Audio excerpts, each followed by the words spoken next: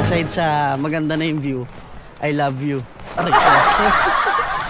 So guys, vlog takeover muna tayo kasama natin ng mga tropa. Kamay naman kayo dyan, pre! Hey! So day 2 na dito sa San Luis, Aurora. Debut! Upload mo to sa may-ari ng video ng camera na to. Upload mo to ha, pag di may na-upload to. Sumbagunta ka. So dito tayo guys, kita nyo naman napakaganda ng dagat, kalmado lang. Kaya dapat pre guys, ito dapat maging parang dagat lang kayo. Kalmado pero delikado. Let's go boys. Pre, di ba may ano yung sa ano? Ano dagat? Para.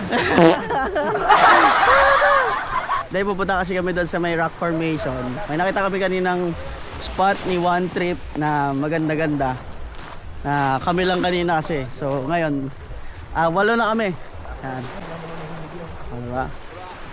Sama natin si Calbo, One Trip, si BDK, si Ethan, si Motolife na birthday nung isang araw.